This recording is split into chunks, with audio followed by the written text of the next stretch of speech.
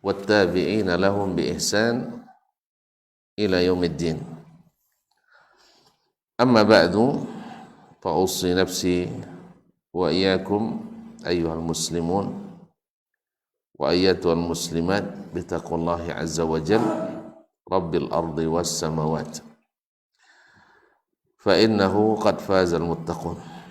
Ya ayyuhalladzina amanu taqullaha haqqa tuqatih wa la tamutunna illa wa antum muslimun. Ma'asyiral muslimin wal muslimat, al hadirin wal hadirat, wal musyahidin wal musyahidat. Bapak dan ibu-ibu, saudara-saudara dan saudari-saudari kaum muslimin dan muslimat yang hadir di Masjid Miftahul Jannah ataupun yang menyaksikan melalui media dimanapun berada, alhamdulillah subuh ini Allah izinkan kita untuk menikmati duduk di salah satu tempat yang disucikannya, yaitu salah satu dari rumahnya, yaitu Masjid Miftahul Jannah, kunci surga. Mudah-mudahan kita diberikan kunci-kunci surga tersebut. Oleh itu mari kita bersyukur kepadanya. Mudah-mudahan dengan bersyukur nikmatnya senantiasa bertambah dan terasa. Salawat dan salam kepada baginda Nabi alaihi salatu wassalam, kepada para istri, anak cucu, keturunannya, dan para sahabat yang senantiasa dahulu bersamanya, anak-anak mereka yang mengikuti jalan mereka, serta para tabi'in yang melanjutkan perjuangan, dan seluruh kaum muslimin dan muslimat yang setia dan istiqamah menegakkan sunnah-sunnahnya.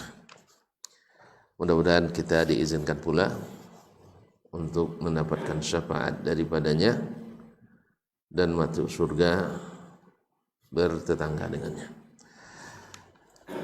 Kaum muslimin dan muslimat rahimanillah wa iyyakum, kembali kita belajar sama-sama, mengulang-ulang kaji, mengingatkan yang lupa, karena kaji baru tidak ada, kaji lama semua ya, membangkit batang terendam ya. Tapi alhamdulillah yang namanya ilmu ini, walaupun kita dapat ilmu diberi, tetap mau, ya kan? Antum punya duit kan? Kalau dikasih duit mau lagi enggak? Mau juga. Enggak banyak duit, kasih duit masih mau. Apa lagi? Dikasih makanan, padahal banyak juga makanan, tetap juga kita mau. Apalagi dikasih. Nah tadi kan, udah menikah belum? Sudah. Kalau dikasih lagi mau juga, nah, masya Allah. Jadi ilmu juga seperti itu, dan kita memang tetap butuh. Dah punya pun, tapi tetap terasa indah, insya Allah. Ini ngantuk-ngantuk, insya Allah hilang ngantuknya. Kalau ilmu, kenapa? Karena ini kebutuhan utama kita. Oleh itu, andainya tuan-tuan pun kalau mau, saya duduk situ, antum di sini. Nah, coba tunjuk tangan, tidak ada masalah, saya duduk situ. Bukunya ada nih. Ada yang mau? Mana tahu kan Ustaz, karena di atas duduknya senang, kami di bawah kan. Nah, sekarang saya duduk bawah. Ada yang mau? Anda segan Ustaz. Nah, iyalah, kalau gitu saya teruskan aja lah. Ma'asyil kiram, sudah dulu la yatma'una fi ridha an-nas. Yang pertama, tidak mencari ridha manusia, tapi ridha Allah SWT. Bukan maknanya pula bikin orang marah, tidak, tapi menjadikan ridha Allah di atas ridha manusia. Dan orang yang fitrahnya sehat, yang selamat, pasti akan menurut apa yang Allah sukai, ya kan? Semuanya Allah ciptakan kita menyukai yang disukai Allah pada asalnya. Suka kita orang jujur, sampai pendusta pun tidak mau didustai, ya kan? Pengkhianat pun tak mau dikhianati. Ya, orang yang suka bunuh orang pun mau dia dibunuh, tidak mau, tidak suka dia. Kamu nak coba-coba bunuh saya katanya, gitu kan? Ya, pencuri pun tidak mau barangnya dicuri. Lihat ya, Mau dicuri barang antum? Nah, karena antum pertama memang tidak pencuri juga memang. Ya, pencuri saja tidak mau di barang saya. Jadi asalnya fitrah itu baik. Asalnya juga kita tidak menyekutukan Allah SWT, tapi karena syaitan mengganggu kita. Nah, ini pada asalnya. Demikian juga kita tidak mungkin melakukan sesuatu ibadah misalnya kecuali yang Allah inginkan dari kita. Tapi ada yang bikin subuhatnya, ya tak? Pada asalnya, antum tidak menyenangkan saya, tanya dulu atau tidak? Hah? Antum nak menyenangkan saya, tanya dulu tidak? Tanya dulu. Nah, mungkin sembarangan antum. Atau setidaknya antum pakai analogi, pakai kias. Yang namanya orang ocu pasti suka sate misalnya kan? Misalnya, antum pas saya datang antum siapkan sate misalnya. Paham Ustaz? Nah, cuman ketika antum tambah lagi apa namanya, antum buat semacam ya surprise kan, biasanya orang-orang waktu itu suka makan sate sate ayam itu ya, sate daging paling tinggi, antum buat sate kelinci tanpa nanya saya. Habis itu nengok daging ini lain nih sih, ini daging kelinci Ustaz. Ayolah, kata orang sedap sekali, tapi saya tak boleh makan. Jadi antum jadi menyenangkan saya? Jadi enggak, salahnya kenapa? Karena merubah dari yang menambah sesuatu yang ini. Artinya antum tak cari ridho saya, ridho sendiri.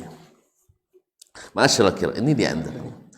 Yang kedua adalah kemarin mereka yaqbalunal haqqa mimman jaa. Selalu mau menerima kebenaran dari siapapun datangnya. Ya, salaf itu menerima kebenaran dari siapapun datangnya. Tidak bertentangan dengan, mungkin kalau gitu kita boleh sembarangan cari ilmu. Tidak boleh sembarangan. Kan kisah ketika iblis, syaitan mengajar kepada Abu Hurairah radhiyallahu anhu bahwa baca ayat kursi membuat syaitan lari, kan itu ya? Ya, masih ingat? Jangan tidur kecuali setelah baca ayat kursi. Siapa yang mengajarkan awalnya? Ke Abu Hurairah. Syaitan. Lalu disampaikan ke Nabi. Baru tahu benarnya atau tidaknya setelah sampai ke Nabi SAW. Kita juga kalau dapat nanti wangsit misalnya. Ya, wangsit. Kan wahyu kan nggak ada lagi. Pasti ada yang ada wangsit kan? Tuh wangsit. Tak tahu, alhamdulillah. Tidak pernah dapat nampaknya. Dapat misalnya mimpi misalnya. Atau mimpi bahwa ini baik diamalkan. Misalnya baca tahlil misalnya setiap selesai asar 4.000, selesai maghrib 3.000, karena 3, 4 kan beda kan, selesai subuh 2.000 misalnya. Dah, amalkan setiap selesai sholat itu. Antum harus tunjukkan ke syariat. Harus tunjukkan, ada nggak dalilnya? Oh enggak. Kalau begitu kan ini bukan wahyu, ini adalah bisa saja syaitan. Kita tidak punya patokan kebenaran kecuali Al-Quran dan hadis. Nah, jelas ya, tidak boleh jadi amalan kita karena syariat sudah sempurna. Nah, Abu Hurairah tahu benarnya jadi dari mana? Dari Rasulullah SAW. Itulah makna perkataan Mu'adz bin Jabal, faqihus sahaba, afqahus sahabati bil halal wa haram. Mu'adz bin Jabal katakan, alal haqqi nurun. Di atas kebenaran itu ada cahaya. Nampak dia, jelas. Kalau samar-samar berarti belum jelas. Kalau samar-samar tanya dulu. Makanya Abu Hurairah nanya ke Nabi, Nabi baru tunjukkan. Kalau bukan karena Nabi tunjukkan, kita tidak ikuti kan? Nah, itu. Jadi bukan karena ikut syaitannya, yang salah paham pula. Yang kedua, Abu Hurairah habis itu cari-cari syaitan, tidak berguru lagi.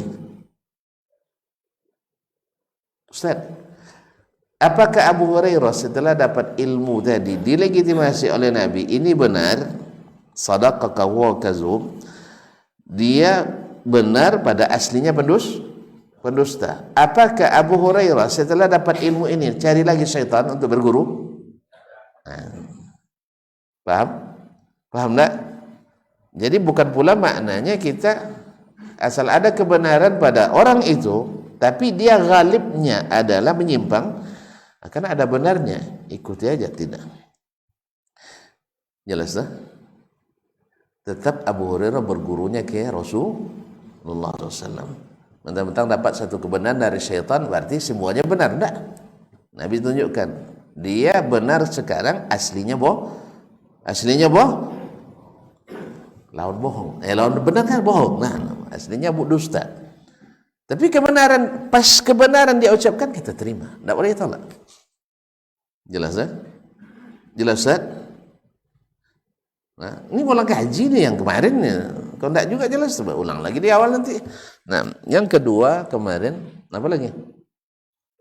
Hah? Enggak, itu yang kedua ya, menerima kebenaran dari manapun datangnya. Hasan Basri menerima dari Hajjaj Ibn Yusuf Ats-Tsaqafi, Masya Allah. Antum puasa hari ini? Enggak. Jadi mau sarapan? Ya, saya kasih sarapan pagi ini. Masya Allah, Masya Allah. Sarapan itu berapa? Cukup dengan warna abu-abu? Enggak. Warna kuning? Belum juga? Ungu? Kayaknya biru nampaknya. Enggak apa-apa. Saya tengok. Oh, memang yang biru yang tinggal. Enggak apa-apa. Tafadhol. Syekh, tolong titip. Malu dia ke depan barangkali. Jazakallah khairan.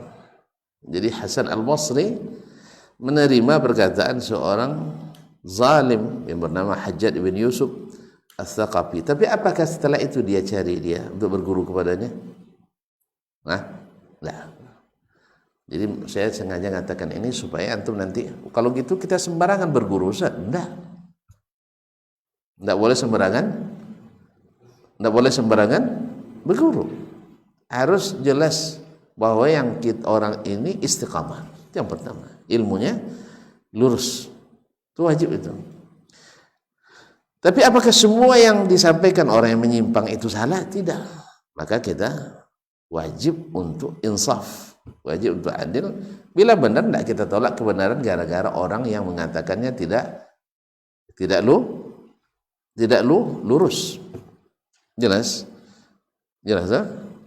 Ya, supaya jangan salah paham pula nanti. Kalau gitu kami sembarang aja lagi sekarang. Dapat ilmu satu dari setan, cari setan jadi guru. Nah, ya bukan. Intinya apa? Karena tidak semua, ini kan kebalikannya berlaku nih. Tidak semua atau tidak satu pun orang yang berjalan di atas jalan yang benar dalam agama ini yang tidak memiliki kesalahan. Ya. Coba tunjuk tangan, ada yang tidak punya salah, tidak ustadznya? Ustaz, menurut antum ada enggak di antara ulama ahli sunnah wal jamaah yang tak pernah salah? Tidak ada yang masuk, alhamdulillah, kecuali Nabi alaihissalatu wassalam. Dan sebaliknya, tidak semua yang dikatakan oleh ahlul batil itu semuanya batil. Betul? Ada enggak makhluk Allah di dunia ini seluruh pekerjaannya salah? Kepada diam tidak tahu, atau diam ragu, atau lagi memeras pikiran ini saya apa maksud Ustaz ini. Nah, tidak ada orang yang murni kesalahannya 100%, tidak ada. Pasti ada benarnya. Cuman karena jalan yang diambilnya sudah jalan salah, kita tidak boleh. Tidak boleh? Ya ikut, bukan tidak boleh ngambil. Tidak boleh ikut. Makanya ketika dalam masalah fikih nanti, antum tahu orang atau tidak tahu sama sekali. Tiba-tiba orang ngasih duit ke antum tanpa tanda tangan, tanpa apa-apa. Dan bukan transfer pula. Kalau transfer harus lapor ya Pak. Kalau enggak kena kita. Ada orang salah transfer masuk rekening kita, enggak kita kenal, itu wajib dilaporkan sekarang. Kalau dulu enggak apa-apa, sekarang dilaporkan. Apa sebab? Nah, undang-undangnya tanya Pak aparat. Ya. Jadi kalau ada orang transfer ke rekening antum nanti jumlah besar, wajib lapor ya. Kalau untung memang untuk antum, betul, alhamdulillah. Tapi kalau pas sempatnya enggak, nanti antum dikasuskan, mendiamkan uang-uang masuk ke rumah kita. Paham? Nah, ada orang melempar uang 1 goni ke rumah antum nanti, lapor enggak?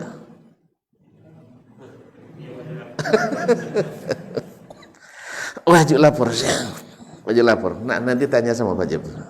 Ya biar antum paham hukumnya ya. Harus laporkan itu. Nggak bisa kita. Oh, masya Allah, langsung ditimbun kan? Antum kena nanti. Ya, harus lapor itu. Jangan-jangan di dalam tak apa puisi kita tidak tahu. Paham? Kadang orang sedang dikejar oleh polisi, kadang lewat rumah kita lemparnya uang tuh. Kalau kita tidak lapor dianggap bersekongkol. Intinya, nah orang yang sudah ambil jalan salah boleh diikuti, boleh diikuti. Enggak. Walaupun kadang-kadang dia selamat, kadang-kadang dia selamat. Pas kita belum tentu selamat. Terus perlu banyak contoh nampaknya nih ya. Perlu banyak contoh. Antum pernah nyetir pandai? Pandai. Nah, saya tunjukkan. Ada yang belum untuk masuk barangkali. Sekarang orang, nah kalau bahasa melampaui mobil. Kalau bahasa kami menesi, menyalip ya, bahasa nyalip ya. Orang-orang yang sopir-sopir yang seperti superban itu, mereka suka menyalip. Kalau bahasa kitanya bola tanggung, bola tanggung. Sering diikuti oleh di belakangnya, sah? Nah dia menyalip dalam kondisi seperti itu salah apa benar? Salah. Oleh sebab jangan diikuti. Walaupun dia selamat, kita belum tentu selamat. Dia selamat kan? Kan tidak kecelakaan. Namanya bola tanggung. Kalau bola tanggung itu 50-50. Kalau tidak gol kita tewas. Itu aja salahnya. Ya wajib ya. Jadi salah tidak? Salah. Tapi dia selamat Ustaz. Ada juga yang ahlul batil itu kadang selamat. Tapi manhajnya salah. Boleh diikuti? Tidak. Saya pernah teman saya, mahasiswa saya. Jadi di depan tronton, lawan bus. Di depan sekali itu superban. Di depan superban tronton, lawan bus. Nah superban ini bola tanggung.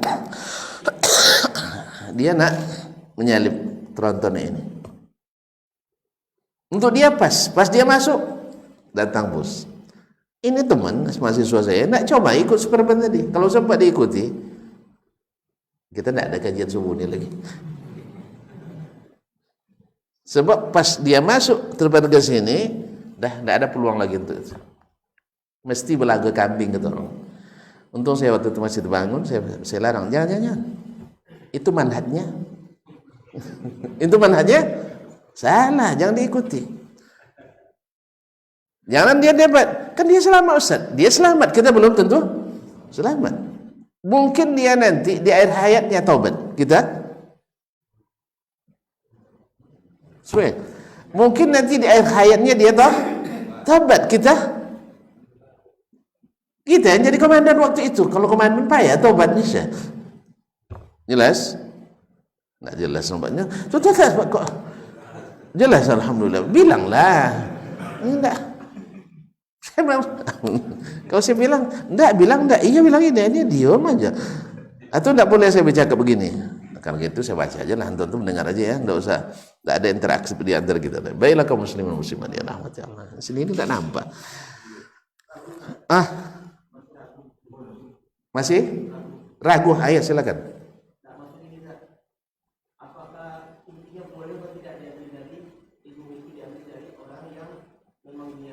Salah. Boleh. Kenapa tidak?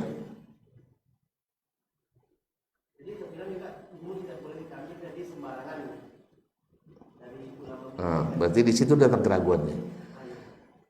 Antara mengambil kebenaran dengan berguru harus beda. Kan bahasa kita tadi. Abu Hurairah, kan ini contoh kasusnya. Ngambil ilmu dari siapa tadi? Siapa yang ngajarnya? Yang ngasih tahu siapa? Syaitan. Sekarang ditanya ke yang mengetahui yang benar dengan yang salah. Siapa? Nabi SAW. Lalu apa kata Nabi? Apa bilangnya? Boleh, alhamdulillah. Tapi apakah setelah itu Nabi bilang, Abu Hurairah, tuh syaitan dah ngasih ilmu sama kamu, pergi berguru sama dia? Ada? Alhamdulillah. Jadi bahasa saya tadi apa tadi? Bukan ngambil, berguru. Tidak bertentangan dengan selektif dalam berguru. Jelas sekali. Putar rekamannya lagi. Ini direkamnya. Nah, saya ulang kembali. Kan dari awal saya bilang jangan salah paham nanti antara selektif dalam mencari guru dengan mengambil kebenaran dari mana pun datangnya. Jelas? Contoh konkretnya. Contoh konkret kan sudah saya bilang tadi, Abu Hurairah, Hasan Basri, Allah sendiri mengajarkan dalam Al-Qur'anul Karim. Yang benar tetap benar, mutiara tetap mutiara walaupun dapat dalam lumpur. Tapi kotoran tetap kotoran walaupun dihidangkan dengan bejana emas. Yang najis tetap najis. Artinya sebaliknya, bila batil walaupun guru kita yang bilang wajib ditolak. Ini yang berat itu. Kan itu yang berat. Disalahkannya guru saya katanya kan itu. Kan berat itu. Belum lagi dia disalahkan, gurunya disalahkan, bahkan guru-gurunya lagi disalahkan. Tidak terima dia. Bahkan tidak ada hubungan sama sekali dengan dia. Tidak juga siap disalahkan. Pak Ustaz, masih ragu? Masih ragu? Hah? Sebutkan keraguanmu. Ya. Di mana ragunya lagi? Nah. Sallallahu alaihi wasallam.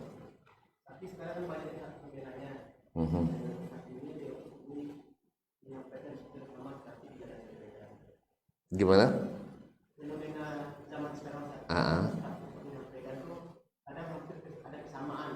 Iya. Memang tak boleh berbeda. Sekarang nak tanya ke antum. Imam Malik dan Imam Asy-Syafi'i satu manhaj atau tidak? Nah, Syekh yang jawab, bukan yang lain. Imam Malik dengan Imam Asy-Syafi'i satu manhaj.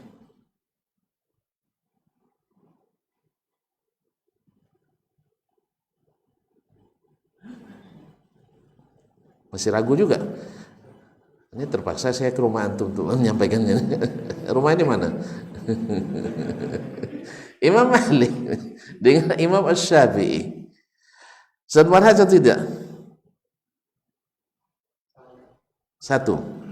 Ya, satu manhaj. Imam Asy-Syafi'i dengan Imam Ahmad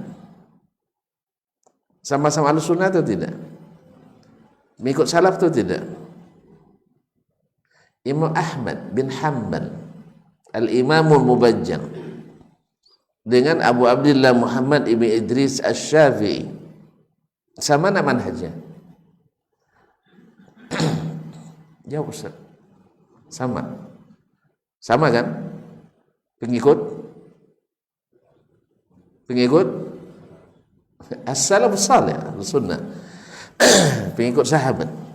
Dengan makna bila bertentangan pendapat dan ijtihadnya, siap meninggalkannya bila bertentangan dengan hadis Nabi sallallahu alaihi wasallam. Sama semuanya. Pertanyaannya lagi, apakah tak ada perbedaan antara Imam Ahmad dengan Imam Malik? Ada, alhamdulillah. Manhajnya sama, ujungnya beda. Jelas? Alhamdulillah. Dalam masalah yang sangat mendasar. Kata Imam Malik, rezeki itu dicari tak dicari dapat. Kan takdir ini. Imam Syafi'i tidak harus ada upaya kita mencarinya. Masalah akidah atau tidak? Alhamdulillah. Terus tidak boleh mereka berbeda. Alhamdulillah. Kalau mereka boleh berbeda, kenapa kita tidak boleh berbeda? Alhamdulillah. Abdullah bin Umar radhiyallahu anhu Awalnya dia berpendapat Nabi melihat Allah di malam Mi'raj, di Sidratil Muntaha. Sedangkan Abu Hurairah mengatakan tidak. Ini murid langsung Nabi SAW, berbeda mereka. Menurut antum, tidak semanhaj lagi? Hah? Tidak semanhaj lagi? Alhamdulillah. Jawablah. Antum senyumnya senyumlah, masih ragu juga nampaknya. Apakah antara Abu Hurairah dengan Abdullah bin Umar beda manhaj enggak? Beda manhajnya? Enggak, alhamdulillah. Jadi untuk antum tahu manhaj berbeda atau tidak, bila berbeda manhajnya terbentuk aliran keyakinan. Berbeda manhajnya. Tapi kalau belum membentuk aliran keyakinan, itu tidak berbeda manhajnya, sama. Paham? Ya, di mana rumah itu? Ya, anak harus kayak Imam Syafi'i ke Rabi' kayaknya nih. Rabi' bin Sulaiman Al-Muradi dulu di majelis lama sekali dijelaskan oleh Imam Syafi'i, tidak paham dia, bukan tidak paham, masih ragu lah. Karena dalam sejarah disebutkan batil al-fahm, lambat dia bisa paham. Akhirnya karena tidak tahan lagi ditujukan terus ke antum, akhirnya dia pergi. Jadi kalau antum pergi saya bisa maklumi itu. Murid Imam Syafi'i saja bisa seperti itu, gitu lembutnya, apalagi saya yang begini kan. Nah, setelah selesai kajian, Imam Syafi'i langsung ke rumah Rabi'. Lalu diulang lagi. Kabarnya diulang sampai 40 kali. Lalu keluar perkataan beliau yang masyhur itu, ya Rabi', law istata'tu an ut'imaka ilman la at'amtuka. Rabi', kamu tidak usah segan-segan. Andainya ilmu ini bisa disuapkan, saya akan suapkan kepadamu. Baik, masih ragu? Nah, akhirnya baru sampai pendapat atau perkataan atau pernyataan ibunda kita Aisyah radhiyallahu anha. Karena dia nanyakan langsung, ara'aita rabbak? Kamu lihat enggak Rabbmu di waktu Mi'raj? Dijawab oleh Nabi SAW, nurun anna urah atau anna arah.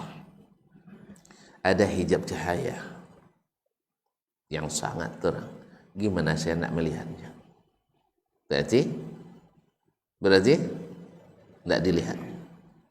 Kan ini khusus di akhirat bagi orang-orang beriman. Allahumma arina wajhakal karim. Semoga Allah SWT berikan kita nikmat melihat wajah Allah SWT. Lebih nikmat dari masuk surga sih. Tidak mau? Alhamdulillah. Tapi syaratnya masuk surga dulu. Nah, karena khusus untuk ahli surga. Masyaallah kiram. Tambah lagi contoh. Sudah? Alhamdulillah. Jadi ketika berubah manhaj, lahir aliran-aliran. Apa yang pertama? Lahir aliran Khawarij. Khawarij lahir dari mana? Dari keluar dari manhaj. Sebab ayat-ayat Al-Quran dan hadis-hadis Nabi bagi mereka tidak cukup untuk menafsirkan agama ini. Sehingga satu dalil dia adu dengan dalil, sehingga akhirnya berantakan. Disuruh kembali ke sahabat, tidak mau. Tidak mau dia kembali. Sahabat itu, ya bahkan di antara sahabat ada yang dikafirkan oleh mereka. Di antara sahabat ada yang mereka kafirkan karena suatu kesalahan menurut mereka. Padahal Nabi mengatakan bila seorang alim berijtihad benar dapat dua apa? Pahala. Kalau salah satu pahala. Kita enggak. Kita tengok ulama nanti. Kita kagumi yang satu, ini tidak kita kagumi. Yang kita kagumi semuanya benar saja dari dia, tidak ada yang salah. Yang tidak kita kagumi semuanya salah saja, apalagi betul-betul berbeda dengan guru kita. Nah, ini kesalahan kita. Ya, ini kesalahan kita. bahwa yang dari guru ini mesti benar semua, yang dari guru ini mesti salah semua. Ini manhaj sudah keliru. Inilah Khawarij waktu itu. Jadi mereka tidak mau kembali ke sahabat radhiyallahu anhu karena menurut mereka ada kesalahan yang dibuatnya. Misalnya Ali dikafirkan oleh mereka.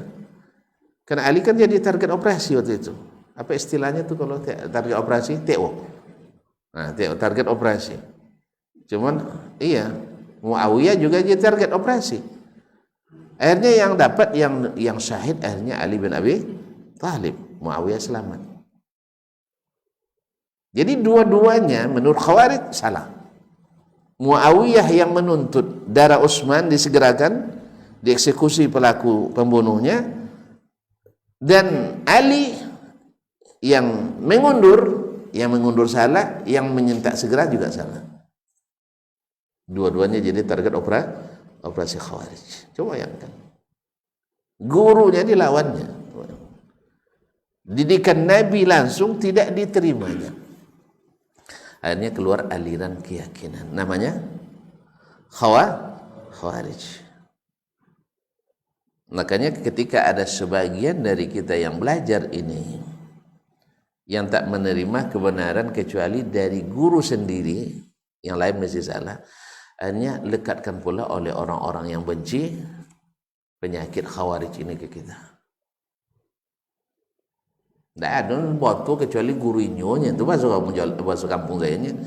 Yang betul guru dia aja, yang lain salah semua katanya. Yang masuk surga dia aja, yang lain masuk neraka. Itu saya saksikan sendiri ketika saya masih menuntut ilmu di Madinah. Ada dua orang teman, ya sama-sama sudah masuk S3. Kan dia berilmu tuh ya. Kalau ukuran strata berarti kan dia tinggi dia. Sebab dia lulus S1 dengan nilai tinggi, kemudian lulus tes masuk S2 kan sudah hasil disaring kan? Dari 100 sekian disaring lulus 10, itu masuk S2. Yang lain berguguran. Bahkan sudah saringan kan? Tapi subhanallah masih ada penyakit ini. Dia bilang Syekh Fulan itu maksum. Ya. Karena bertentangan antara syekh yang juga dua-duanya ahlus sunnah, ini pengagum ini, tidak kagum sama yang ini. Yang ini mengatakan, tidak, syekh ini kita hormati, ini juga harus kita akui. Tahu bedanya? Yang satu, tidak mengakui kecuali Syekh Fulan saja, yang lain salah semua. Kalau yang satu lagi, satu tadi dari Aljazair, teman ini dari Australia, dia bilang enggak, syekh benar dalam banyak masalah, tapi dalam masalah ini syekh ini yang benar, enggak bisa. Syekh Fulan maksum katanya ini. Dia enggak ahlus sunnah. Gimana? Kenapa? Apa mungkin enggak ahlus sunnah? Berbeda pendapat dengan syekh saya. Itu patokannya. Makanya saya bilang ikhwan, akhwat yang dirahmati Allah, Bapak dan Ibu yang muliakan, yang manhaj itu kalau sudah berubah pasti tidak sama dalam keyakinan, berbeda. Lahir Syiah, lahir Khawarij, lahir Qadariyah. Kenapa? Karena tidak sepakat lagi dengan sumber. Tapi kalau yang namanya manhaj masih sama, paling berubah pandangan dari sisi ijtihad, tidak membentuk aliran agama. Makanya Imam Syafi'i dengan Imam Malik, ijtihadnya banyak sekali berbeda. Berbeda. Misalnya Imam Syafi'i mengatakan ada khiyar dalam jual beli, khiyar majelis. Imam Malik tidak. Hadisnya ada. Sampai Imam Malik sampai al-khiyaru al-bai'u bil khiyar ma lam yatafarraqa. Tapi Imam Malik melihat dalil lain lebih kuat dari ini. Jelas Ustaz? Masih ragu? Sudah ragu? Jadi kan saya jelaskan. Bukan tidak bertentangan dengan seleksi kita atau selektif kita dalam berguru. Abu Hurairah tidak pindah majelis dia setelah dapat ilmu satu itu dari Imam Syayatin. imamnya syaitan itu, ya kan imam juga di kalangan syaitan ya. Nah, kan imam syaitan waktu itu. Ya. Lalu kata Nabi, Nabi kan disuruh untuk menentukan mana yang benar, mana yang salah. Nah ini benar, walaupun datang dari orang yang selalu yang banyak salah, wajib diterima. Wajib diterima. Oleh sebab itu, pendapat ini bukan apa namanya kebenaran dari manapun datangnya, wajib diterima. Nanti sebenarnya untuk hari ini masuk ke bab ini nih. Yarji'una ilal haqqi, mereka kembali kepada kebenaran dan tunduk kepadanya. Ini kan beratnya kan ini, yaitu mengakui kekeliruan dan kesalahan.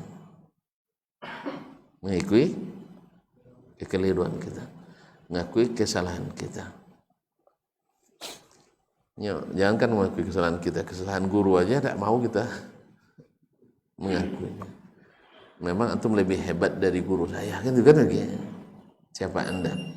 Ketika kita menjelaskan misalnya dalam satu masalah tertentu terdapat pendapat yang keliru, dasar kita kemana tadi? Al-Quran dan hadis.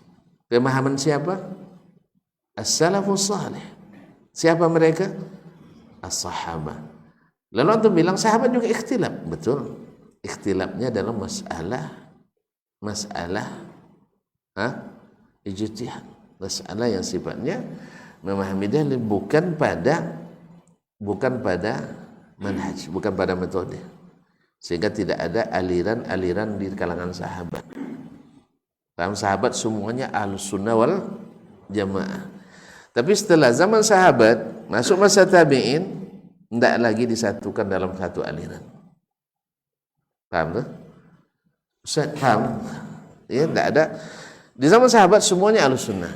Tidak ada yang Abu Bakriyin, Umariyin, Utsmaniyin, Alawiyin, tidak ada di kalangan sahabat.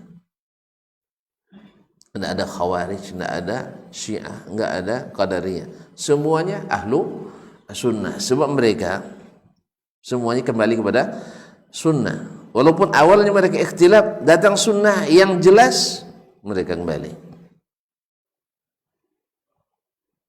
Ustaz ya? Karena sahabat itu tidak semuanya ulama. Sahabat semuanya ulama atau tidak? Tidak. Ada juga orang awamnya. Sahabat itu ada orang, kan ada badui juga yang baru masuk Islam kan? Masa yang baru masuk Islam dengan yang sudah lama bersama Nabi sama ilmunya semungkin? Hah? Orang yang baru masuk Islam bertemu sekali dengan Nabi, terus pulang ke kampungnya, tidak balik-balik lagi ke majlis Nabi, sama ilmunya dengan Abu Bakar Siddiq? Hah? Ulama dia tuh orang awam? Ada nggak orang awam zaman sahabat? Ada. Alhamdulillah. Ini kan juga menjadi bukti bahwasanya orang yang mengatakan belajar kepada Al-Quran dan hadis tidak boleh langsung baca Quran, baca hadis, harus melalui orang lain. Ini kalau maksudnya kita tidak hadir di majelis-majelis ilmu, tidak berguru sama sekali, ini benar. Tidak berguru sama sekali benar. Cuman ada nggak kita yang bisa baca Quran langsung tanpa guru? Tidak ada. Ada orang yang bisa memahami hadis tanpa ada guru? Ya nggak ada. Jelas? Memang harus melalui ulama sesuai kapasitasnya.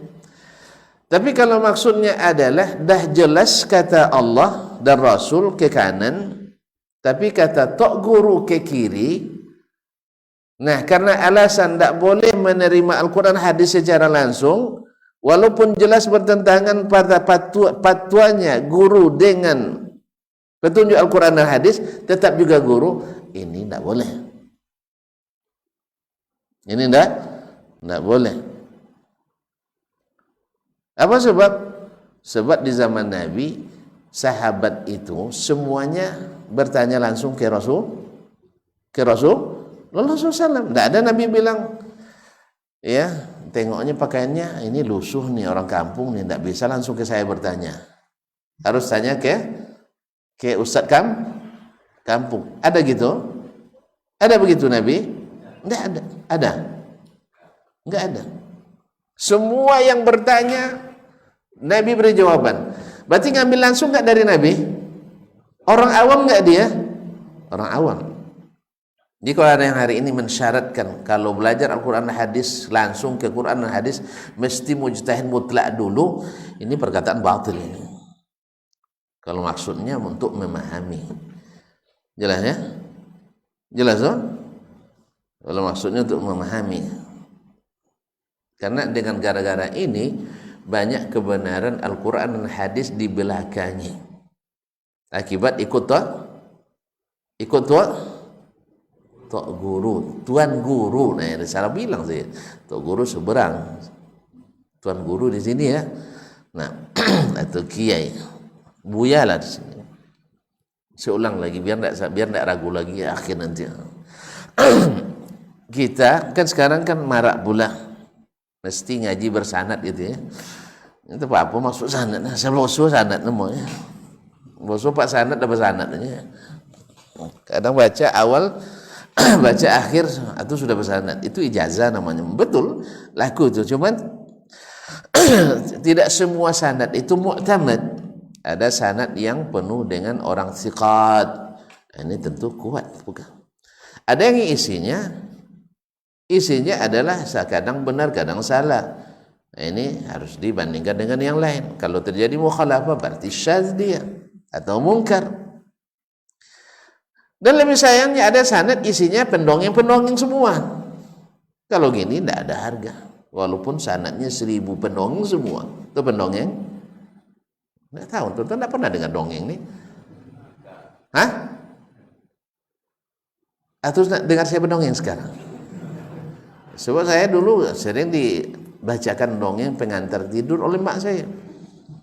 Pernah tuh dengar cerita telur burung Garuda? Sebesar rumah. Tidak pernah dengar, mau dengar? Kau sering dengar. Ada lagi cerita anaknya ditelan emas, ditelan ular. Tiba-tiba pas dibuka perut ular itu penuh emas. Yang tetangganya melihat itu dicoba pula letakkan anak di kandang ular. Pas dibuka mati. Ini cerita dongeng zaman dahulu mau. Nah, ini kan ada sanadnya, tapi dibuatkan sanad. Dia amak saya dapat dari neneknya, neneknya dapat dari neneknya, neneknya dapat dari neneknya. Semuanya pendongeng. Paham enggak? Jadi ada orang yang suka pengarang cerita, lalu dapat pula dari pengarang cerita, dapat dari pengarang cerita. Ini namanya qusas, tukang cerita. Bisa jadi hadis tuh. Haruslah habis itu dicocok-cocokkan. Ini hidup di zaman Abdullah bin Umar berarti mesti berguru sama Abdullah bin Umar. Kita aja hari ini berapa banyak orang hidup sezaman kita tidak pernah nampak batang hidungnya di majelis ilmu. Tidak bisa cocok-cocok logi seperti itu. Makanya ada onta berjalan harus ada jejaknya. Yes ya? Li'annal ba'rata tadullu 'alal ba'ir. Bahwa kalau ada tai unta itu berarti ada unta lewat tadi itu. Jelas? Artinya kalau memang syarat tunjukkan mana riwayatnya. Dari syekh saya, dari syekh, ini dari Rasulullah. Itu pun akan kita nilai. Ini syekh yang mengatakan ke antum ini derajatnya apa? Oh, ternyata minal qusas, bal minal kazzabin. Maksud pendusta. Walaupun 1000 dalil pendusta isi semuanya, 1000 sanad tidak berguna. Kalau apalagi hanya satu sanad yang isinya para pendongeng, tidak bisa. Ya. Pendongeng. Tentu Masya Allah dengan cerita baca zikir tertentu, salawat tertentu bisa membangkitkan Nabi SAW dari kuburnya. Kan dongeng ini. Kan dongeng. Kalau saya nak mau berminat seperti itu, saya lebih potensi. Lebih potensi sebab saya lama di situ. Duduk belajar hadis di Raudhah Asy-Syarifah antara mimbar dengan kamar Nabi. Masjid Nabawi. Antum sekarang payah situ. Kalau saya dulu senang, apalagi selesai musim haji, hampir tak ada orang situ. Ya boleh. Sekarang kan payah tuh. Nak duduk sekejap aja dia ditabrak-tabrak orang, kita langkain orang apa kita nak? Kalau udah selesai sholat, makanya antum di situ teorinya lama-lama dikit. Tapi tidak bagus sebab antum mengambil jatah orang. Sebab kalau sholat tidak suruh pergi, tapi kalau ada duduk disuruh pergi. Jadi triknya kalau nak lama di raudhah, panjangkan dikit, baca Yasin rakaat pertama, sejadah rakaat kedua. Tahu nak banyak. Jadi kalau sudah duduk berdoa antum pasti dibilang-bilang sama petugas, Syekh roh katanya. Mesti ada orang lain nak masuk. Tapi kalau sedang sholat insyaallah tidak apa-apa. Mana? Itu teori ajarkan ke kawan-kawan tu. Tapi tidak bagus. Nah, masa orang nak masuk kita dapat. Nah, dulu kami di situ kami duduk belajar hadis itu. Andainya punya niat untuk itu, gampang sekali. Kan baca selawat terus kita itu. Kemudian sebenarnya kalau bisa Nabi hadir sekarang, kita tanya aja langsung. Kan iya kan? Tanya langsung ke Nabi sallallahu alaihi wasallam, "Ya Rasulullah, kami dah capek kami berkelahi masalah ini nih. Ya ini dia bilangnya Ahlus Sunnah, yang ini dia bilang Ahli Sunnah. Yang mana sebenarnya Rasulullah?" Kan itu kan? Kan ini kan nanya kita hari ini. Rasulullah, sekarang kami berbantah, ya, sampai ribut di medsos, bahkan saling tak menyapa di dunia nyata. Bahwa Allah di atas itu benar enggak di atas, atau maknanya zat apa namanya kekuasaannya aja. Tanya aja langsung ke Rasulullah. Kalau memang bisa hadir. Tapi kalau dengar semua orang tuh nanti dibilangnya tuh ya, kami datangnya ke Nabi bahwa bukan Allah yang di atas. Ajak kita sekalian. Masa sendiri aja tuh klaim lagi nanti. Ramai-ramai kita jumpa Nabi sallallahu alaihi wasallam. Kalau sendiri-sendiri itu klaim dusta lagi nanti. Jelas ya? Ini ada yang bilang sama saya, saudara saya, bahwa si abang kenalan baik juga, biasa sholat tak jejak kaki katanya kan. Nah, saya satu permintaan, tolong dia sholat depan saya. Tolong sholat depan saya. Sebab saya nak belajar dulu. Ya kan? Nabi kan sholatnya jejak kaki sampai pecah-pecah tumitnya kan? Iya tak?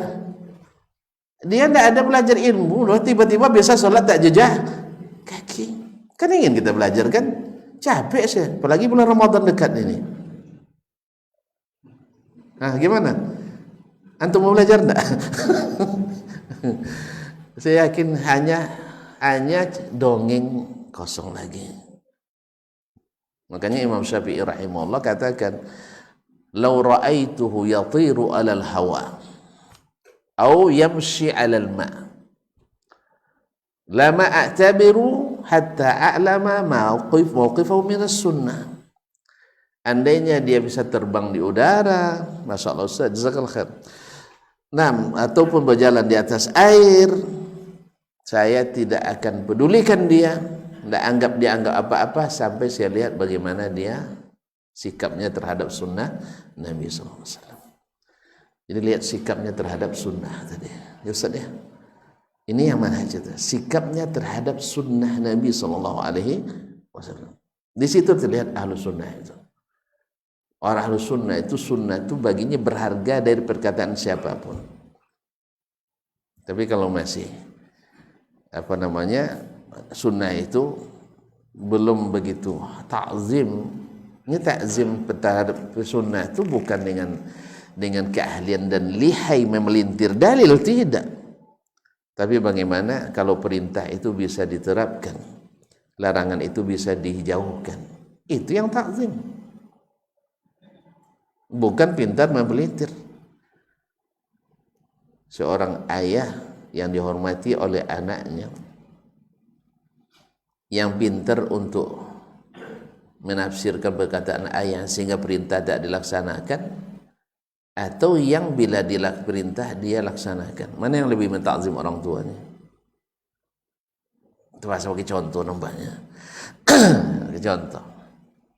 Atau masih punya ayah, kan? Masih. Dia bilang, Tigor, perbaiki AC rumah ayah sekarang. Padahal antum punya janji dengan Ustaz Dasman, AC harus perbaiki. Misal, ini ahli AC memang. Nah, antum yang takzim pada orang tua, antum bilang apa? Hah? Siap, laksanakan. Siap, laksanakan. Soal kapannya, itu tidak ada perlu dia bahas. Yang penting siap, ya saya laksanakan. Tidak perlu dibahas perkataan orang tua. Maka dia akan berupaya mengatur waktunya. Ustaz Dasman janji jam berapa kemarin? Jam 10 kan? Ya saya pagi kosong, saya laksanakan pagi ke rumah orang tua. Tidak perlu persiapan kan? Kalau rumah orang lain kan perlu persiapan. Mungkin orang tuh nak tidur pagi dulu, atau nak bersihkan dulu tempat yang akan dimasuki orang lain, tidak boleh ajak-ajakan misalnya, sebagainya. Capek, tapi ini takzim. Tapi orang yang kurang takzim, ya pekan depan lah ya, sibuk bukan ini. Beda nggak? Beda. Saya nggak tahu. Sejak saya buat tempat ini, order penuh terus. Jadi ayah masuk antrian. Ayah masuk antrian sepekan lagi. Kira-kira kalau antum ayahnya gimana kira-kira? Belum pernah jadi ayah? Tidak tahu. Kalau nanti ada pembandingnya akan terasa itu. Anak pertama setiap disuruh pandai bijak membahas. Anak kedua setiap disuruh pandai mengangguk. Antum suka yang mana? Yang suka mengangguk atau yang suka membahas? Hah? Saya ulang kembali. Ini tuh sakit contoh. Tidak jadi kita masuk. Kita tutuplah kitab sekarang. Nah, sebab ada keraguan yang terjawab. Nah, ini orang ini, masyaallah kiram dirahmati Allah. Anak pertama setiap disuruh, misalnya maknya suruh, nak tolong belikan amak minyak goreng. Anak pertama bilang, mak minyak lagi mahal sekarang. Minyak lagi mahal. Tapi ayahmu suka gorengan pagi nih.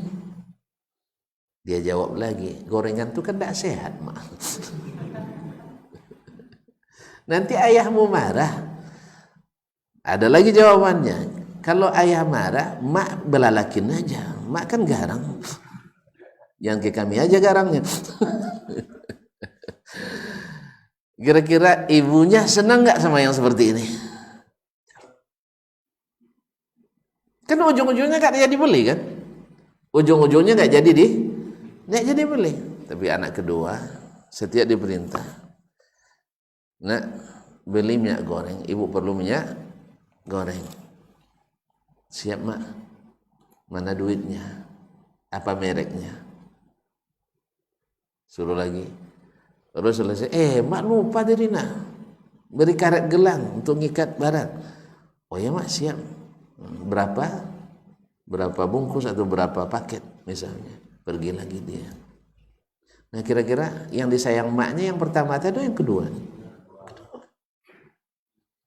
Itulah manhaj itu sih. Manhajnya sahabat itu radhiyallahu anhum, mereka bukan ahli membahas. Makanya kitab mereka nggak ada. Abu Bakar ada kitabnya. Saya ulang kembali, Abu Bakar ada nulis kitab? Kan ada kan? Tapi mana yang lebih alim?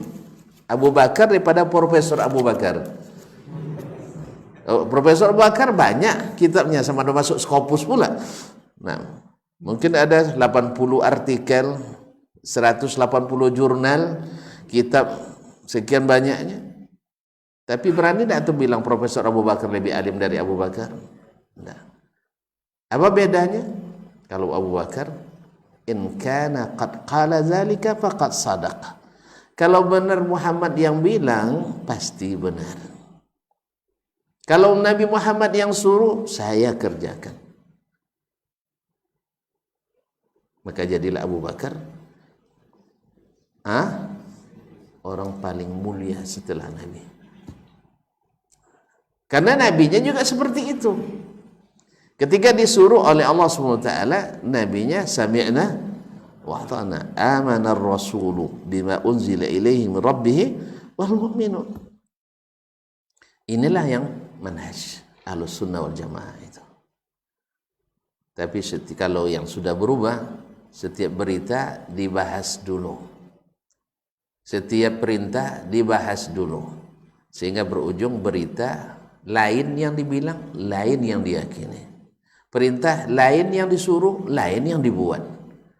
Jelas? Larangan lain yang dilarang, lain pula yang ditinggalkan. Kan itu yang terjadi. Kan itu yang terjadi. Di zaman sahabat, perintah Nabi rata-rata terlaksana. Larangan Nabi rata-rata terhindar. Kecuali sedikit dari mereka yang tergelincir. Ada yang tergelincir. Pertama, mungkin karena belum sampai dalil kepadanya. Yang kedua, karena mungkin ya yang namanya manusia juga punya hawa. Ya itu kan? Tapi pada umumnya perintah Nabi terlaksana, larangan Nabi terjauhkan, terhindarkan. Kalau zaman kita enggak. Orang yang diharap jadi pionir, jadi pilot project dalam melaksanakan perintah Nabi, enggak terlihat perintah Nabi pada dirinya. Kenapa? Pintar membahas, bukan pintar mengeksekusi. Larangan Nabi banyak yang dilanggar. Apa sebab? Kita ahli dalam uji klinis, sehingga tak satu pun yang clear daripada larangan tersebut yang kita hindarkan. Nah, ini yang ingin kita, ya, orang tidak merasa meninggalkan, tapi kita yang tahu harga itu, kita tahu banyak yang meninggalkan.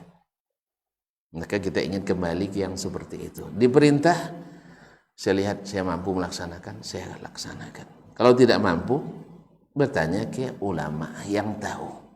Kayak gitu ya. Ini manhajnya Ahlussunnah. Bila tak bisa, menyerah. Lalu kita tanya, sebagaimana sahabat dulu, seperti perintah, mereka laksanakan. Ketika tidak bisa, mereka nanya ke siapa? Ke Nabi SAW. Nabi bilang, tidak apa-apa. Berarti tidak wajib perintahnya. Paham mereka. Tapi kata Nabi SAW, ya, tidak masalah, cuman harus diganti di hari yang lain. Misalnya puasa tidak bisa, lalu diganti di hari yang lain. Jelas? Mereka misalnya junub dalam perjalanan air nggak ada. Yang satu tidak sholat sampai bertemu Nabi. Yang satu bergelimang di tanah. Paham gelimang? Dilumurinya badannya dengan debu. Apa sebab? Satu nunggu fatwa Nabi, satu berijtihad. Karena kalau junub mandi besar, maka tayamum mesti tayamum besar itu. Kan itu kiasnya. Jelas ya? Kalau mandi, kalau air pakai, mandinya mandi besar. Kalau pakai debu, tayamum besar, sehingga dia bergolek di tanah. Lalu Nabi ajarkan, innama kana yakfika an taqula bi yadayka hakadha. Cukup kamu sebenarnya buat dengan tanganmu seperti ini. Lalu Nabi fadaraba bihima al-ard atau ala as-sa'id. Lalu dia memukul kedua tangannya, wa nafakha fihima wa masaha bihima wajhahu wa kaffaihi. Cukup begini aja. Walaupun ganti mandi besar. Jadi tidak selamanya kias itu berlaku. Tidak selamanya ijtihad sahabat itu diterima Nabi SAW. Sebagaimana juga tidak semua ijtihad ulama mesti diikuti, khususnya bila bertentangan dengan dalil. Inilah manhaj itu. Sudah jelas? Sudah jelas? Tidak ragu lagi.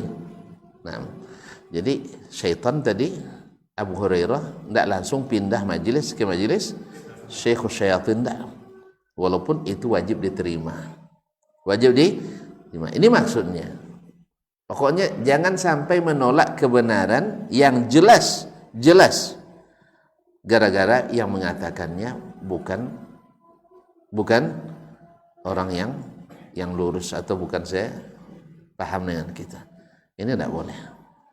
Tidak boleh. Sebagaimana hak orang yang berhak tidak boleh kita ambil sekalipun dia tidak semanhaj. Bahkan orang kafir pun tidak boleh kita ambil haknya. Ini terjadi akhirnya. Ada karena gara-gara tidak semanhaj, utang tidak dibayarnya. Apa tidak bayar utang? Oh dia kan ahli neraka tuh. Auzubillah. Antum gara-gara tidak bayar ini juga jadi ahli neraka. Ini ada memang. Ada jatah diberi oleh seseorang misalnya, ini untuk si fulan tertulis namanya di situ, tapi tidak diserahkan. Kenapa? Dia tidak semanhaj. Ini kekeliruan ini terjadi, walaupun tidak banyak. Menolak kebenaran karena tidak semanhaj. Nah, as-salaf tidak seperti itu. Adabnya as-salaf tidak seperti itu. Kebenaran tetap benar dari manapun datangnya. Tapi bukan maknanya kita bermudah-mudah dalam mencari, berguru dan mencari ilmu, tidak. Bukan itu maksudnya. Jelas ya? Alhamdulillah. Kalau jelas, alhamdulillah. Kan ada masanya kadang-kadang kita harus mendengar. Ya, harus mendengar. Ya kita bukan sengaja untuk cari ilmu, tapi diperdengarkan misalnya. Ternyata benar, ya kita terima. Ini ada kecenderungan dari kita yang terlalu terlalu gimana ya, payah pula membahasakannya. Yang tidak menyadari akhlak dan adab yang sesungguhnya, menolak kebenaran yang terangnya seperti mentari di siang hari, gara-gara yang mengatakannya bukan dari kalangan yang kita akui. Wallahu musta'an. Baik, barangkali sampai di sinilah dulu. Nah, mengulang kaji, cerita mengulang kaji tadi kan. Alhamdulillah. Kalau ada yang masih ragu, tolong dibilang lagi. Nah, kalau masih ragu saya ke rumah nanti ya. Enggak ragu lagi? Enggak? Alhamdulillah. Terima kasih dan mohon maaf karena ini saya sudah dilihat oleh Ustaz Gohan ya. Ini Masya Allah, jazakallah khairan. Beliau nak mengajak saya ke markasnya. Ya, markas Mu'allaf Center saya di Pelalawan. Jadi atau Ustaz di sini saya ke sana gitu. Ustaz Gohan Matondang, jazakallah khairan, alhamdulillah. Saya tidak dapat izin pula bicara tentang beliau kan. Tapi intinya sekarang saya sudah dijemput. Kalau ada mau ikut silakan aja, tapi tidak izin beliau dulu gitu. Nah, terima kasih dan mohon maaf. Sampai jumpa kembali pada kesempatan yang lain. Wallahu taala alam wa sallallahu ala nabiyina Muhammad wasallam. Wa subhanakallahumma bihamdik asyhadu an la ilaha illa anta astaghfiruka wa atubu ilaik. Wassalamualaikum warahmatullahi wabarakatuh.